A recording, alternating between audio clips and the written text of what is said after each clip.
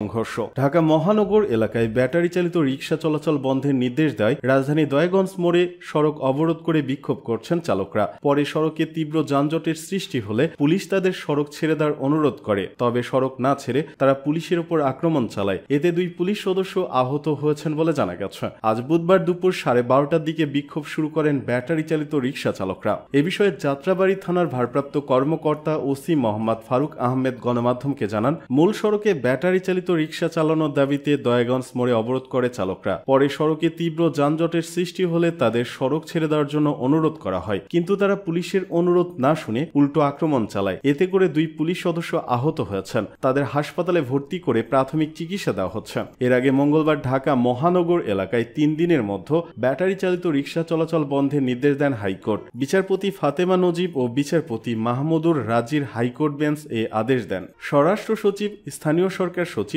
IGP, Dhaka মহানগর police commissioner, ঢাকার 2 city কর্পোরেশনের কর্তৃপক্ষ সহ সংশ্লিষ্টদের আদালতের এ আদেশ বাস্তবায়ন করতে বলা হয়েছে। আওয়ামী লীগ রাজনীতি করতে পারবে কিনা ঠিক করবে জনগণ, মন্তব্য মির্জা ফখরুলের।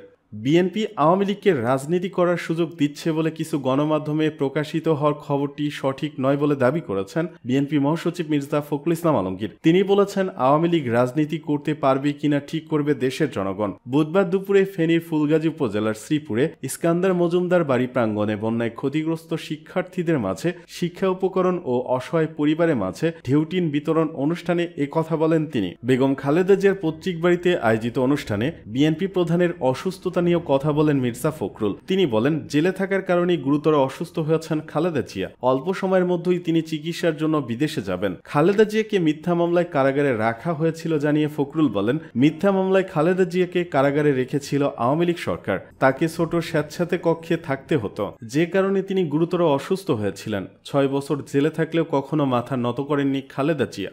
নির্বাচনে আওয়ামী লীগের অংশগ্রহণ ঠেকাতে ছাত্রনেতাদের চাপ।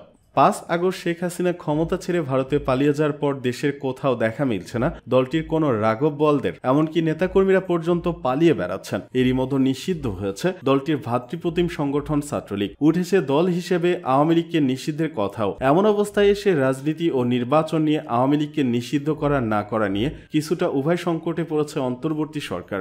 জুলাই আগস্ট ছাত্র জনতার আন্দোলনে নেতৃত্ব দেওয়া ছাত্রনেতারা আওয়ামী লীগকে রাজনীতি ও নির্বাচন থেকে দূরে রাখার বিষয়ে অনড়। অন্যদিকে বৃহৎ রাজনৈতিক দল বিএনপি কোনো দলকে নিষিদ্ধ করার বিপক্ষে। বিএনপি ও তার সমমনা দলগুলো চাচ্ছে দ্রুত নির্বাচন, আর বৈষম্য বিরোধী ছাত্র আন্দোলনের নেতারা আওয়ামী লীগকে নিষিদ্ধ করা এবং দলটিকে নির্বাচন থেকে দূরে রাখার দাবিতে সোচ্চার। তারা নির্বাচনের আগে জরুরি সংস্কার কার্যক্রম সম্পন্ন করা এবং আওয়ামী লীগের রাজনীতি করার অধিকার আছে কিনা সে প্রশ্নের সুরাহা চান। ফলে অন্তর্বর্তী সরকারের সামনে অগ্রাধিকার নির্ধারণ নিয়ে এক ধরনের চাপ তৈরি হয়েছে। আওয়ামী লীগকে আগামী নির্বাচনে প্রতিদ্বন্দ্বিতার সুযোগ দেওয়া হবে কিনা। ভারতীয় সংবাদ মাধ্যম দা হিন্দুকে দেয়া সাক্ষাৎকারে এ বিষয়ে প্রধান উপদেষ্টা ডক্টর মোহাম্মদ ইউনুস বলেছেন, এটা ইতিমধ্যেই ঘোষণা করা হয়েছে। আমরা রাজনৈতিক দলের বিষয়ে সিদ্ধান্ত নিতে চাইনি, বিএনপি এটা করেছে। বলেছে সব রাজনৈতিক দল অবশ্যই নির্বাচনে প্রতিদ্বন্দ্বিতা করবে, সুতরাং তারা ইতিমধ্যে রায় দিয়ে দিয়েছে।